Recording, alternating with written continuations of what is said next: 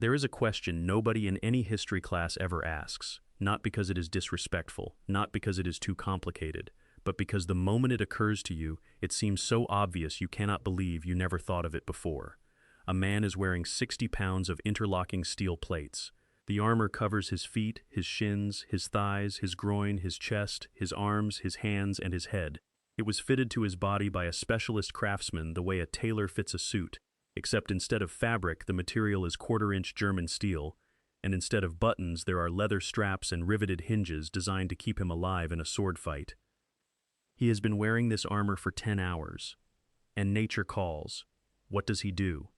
That question has an answer. It is not simple. It is not clean. And by the end of it, you will understand something about the Middle Ages that most people who study it for years never fully confront. Let's go back to the beginning. The 15th century. Europe is a continent held together by war, religion, and the constant threat of both. Knights are the apex predators of this world. Not just soldiers. Symbols. A mounted knight in full plate armor was the medieval equivalent of a tank, expensive, terrifying, almost impossible to stop if you did not have the right tools. But here is the thing people get wrong about plate armor. They imagine it as a rigid metal cage, something you would need a forklift to put on and a crowbar to take off. That image is almost completely backwards. A full suit of 15th century plate armor weighed between 45 and 60 pounds. That sounds heavy, but consider that a modern soldier in full combat gear, body armor, helmet, pack, and weaponry often carries between 60 and 100 pounds. The difference is that plate armor distributed its weight across the entire body, at the joints, at the shoulders, along the hips, so a trained knight wearing it actually moved more freely than most people imagine. Here is the proof. Modern historical reenactors and documented film demonstrations have put on authentic reproductions of 15th century plate armor and done cartwheels. Not slowly, not carefully, actual cartwheels. The armorers who built the original suits used to advertise this. The armor was a precision machine, and precision machines have access points. A trained knight with a squire could be fully armed in approximately 15 minutes, helmet on, gauntlets buckled, sabatons strapped. 15 minutes. That is less time than it takes most people to find parking. But here is where it gets interesting. Taking the armor off in the right order was just as important as putting it on. Because the pieces were interlocking, they had a sequence. The before, the chin and throat guard, came off before the gorget underneath it. The gauntlets before the vambraces. The pauldrons, the shoulder plates, before the chest. Mess up the order and you were not just inconvenienced. In some configurations, the whole system physically jammed. You were stuck. So a knight who needed to answer a call of nature had, in theory, a trained assistant who could start working through that sequence in under 3 minutes for a partial disarmament. But this raises the real question. Why do historical accounts describe knights who spent days, sometimes weeks, barely removing their armor at all? The answer tells you everything about the difference between a castle and a campaign. And the two worlds a medieval knight lived in were almost nothing alike. Inside a castle, life was relatively organized. The infrastructure existed precisely because the people who lived there had thought about these problems. And the most important piece of that infrastructure had the strangest name in the English language. The garderobe. Say it again. Garderobe. In Old French it means wardrobe, as in the room where you keep your clothes. Medieval castle toilets were called wardrobes. Not as a euphemism exactly, as a practical description, because the garderobe, a stone shaft built into the thickness of the castle wall, projecting out over a moat or a pit below, was also where people hung their clothes. The ammonia fumes rising from the accumulated waste below were believed to kill moths and repel lice. So you stored your best wool next to the toilet shaft because the smell protected the fabric. Think about that the next time someone complains about their laundry room. The garderobe itself was brutally simple: a stone seat, a hole, a drop of anywhere from 10 to 60 feet down to whatever was waiting at the bottom. The opening was typically 12 to 18 inches wide. That is not much, but it was functional, and in a castle it was usually accessible, which meant a knight who needed a break from his armor had options. But the garderobe had a problem that nobody advertised.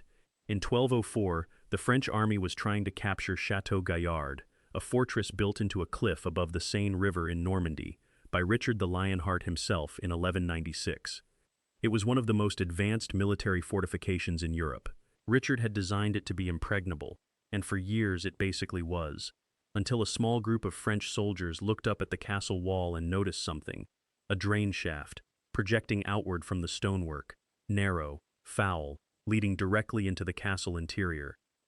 They climbed up through it, through the waste shaft, into the garderobe, into the castle, and once inside, they opened the gates.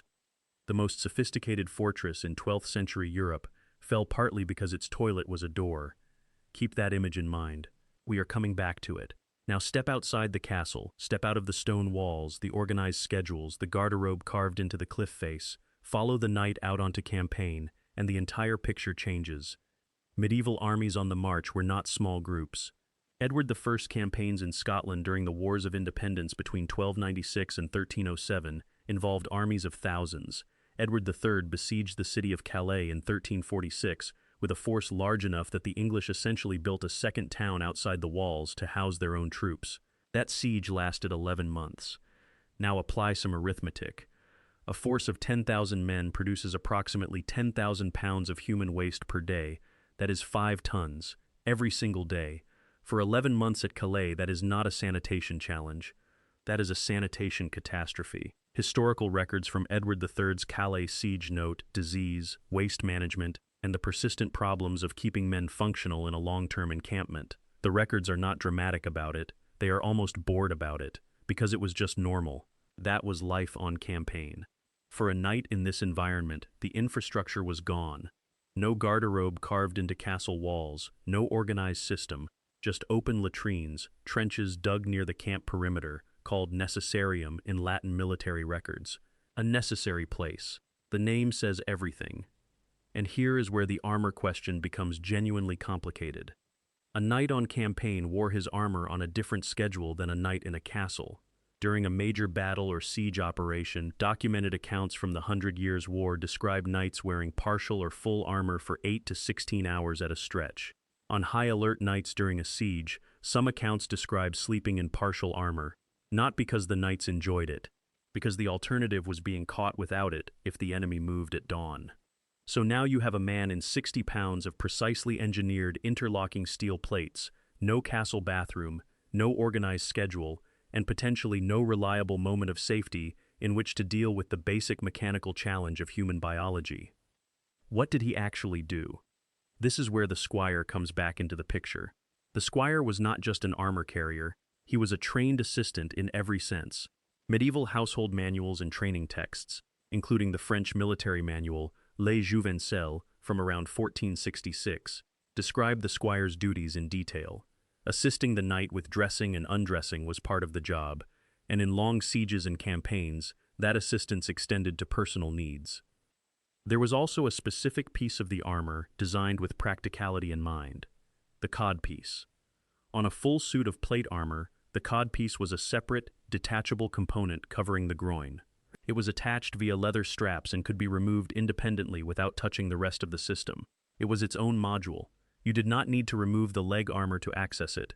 You did not need to take off the chest plate, just the straps, and that piece came free. This was not an accident of design.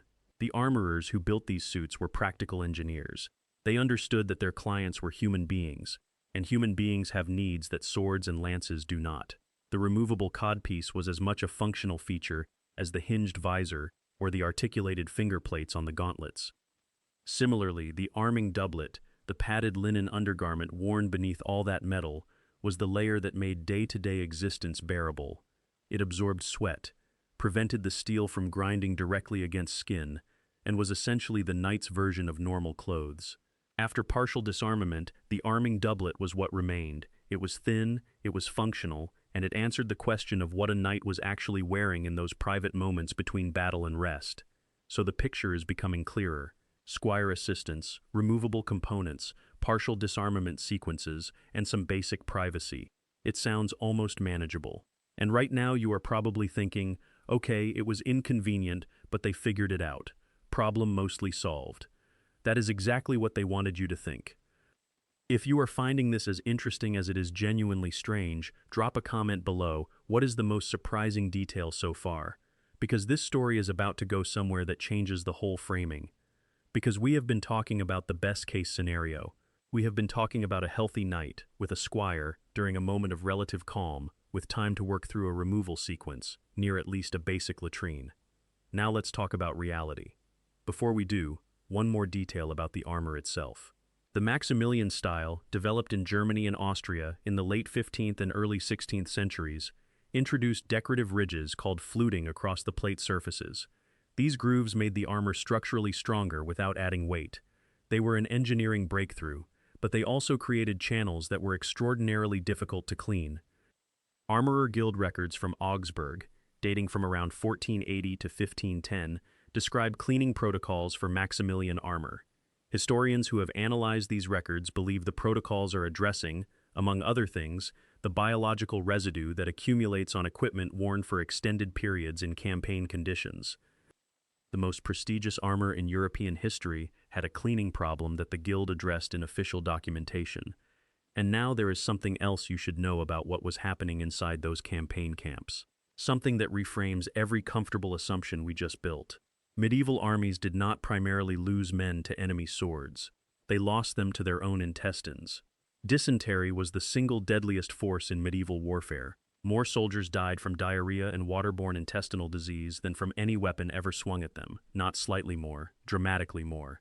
In most major medieval campaigns, disease killed somewhere between 2 and 5 times as many men as combat, and dysentery does not care how good your armor is. In the summer of 1415, Henry V of England assembled an army and marched it across northern France. Before they ever reached the famous fields of Agincourt, his army spent 2 weeks on the march in wet conditions, drinking whatever water was available, eating whatever food the campaign allowed. By the time they arrived at Agincourt in October, estimates suggest that 5,000 to 6,000 of Henry's troops were suffering from severe dysentery. That was a significant portion of his total force. They fought the Battle of Agincourt in that condition. They won it, against odds that military historians still argue about. But the men standing in that line on October 25th were not the healthy, armored warriors of the painting in your head. Many of them were sick, genuinely, severely sick, and they were wearing armor. Stop and think about what that actually means. Think about what acute dysentery feels like. Now imagine experiencing it while wearing 60 pounds of steel with a removal sequence that requires a trained assistant and a minimum of 3 minutes even in ideal conditions. There is no polite way to say what that situation produced. The historical record does not dwell on it, but it does not need to. The logic of the circumstances speaks for itself. And now, because this is the part most people never talk about, we go to the man at the top. Edward of Woodstock. You know him as the Black Prince. He was the greatest knight of the 14th century, not by legend alone but by documented battlefield record. At the Battle of Poitiers in 1356, he was 26 years old. He led an English army that was outnumbered roughly 2-1 by the French force under King John II. Not only did he win the battle, he captured the King of France personally. That is not a minor victory. Capturing the enemy monarch in hand-to-hand combat was essentially the highest possible achievement in medieval warfare. The Black Prince was celebrated across Europe. Songs were written. He was considered the living embodiment of chivalric knighthood. He died in 1376. He was 45 years old. He did not die from a sword wound. He did not die in battle. He died after years of slow decline from dysentery contracted during the Castilian campaign of 1367. Multiple chronicles from the period describe his final years in detail. The disease had ravaged him. A man who had captured a king at 26 could barely function at 40. He spent years bedridden, in pain, deteriorating from an intestinal infection he had picked up from contaminated water on a Spanish campaign. The most celebrated knight of his generation was destroyed not by an enemy with a weapon, but by the same invisible, unglamorous force that filled those campaign latrines. Now go back to the armor. The armor was designed for one specific threat. It was the product of centuries of metallurgical refinement, custom fitting, articulated engineering, and the combined expertise of some of the most skilled craftsmen in Europe.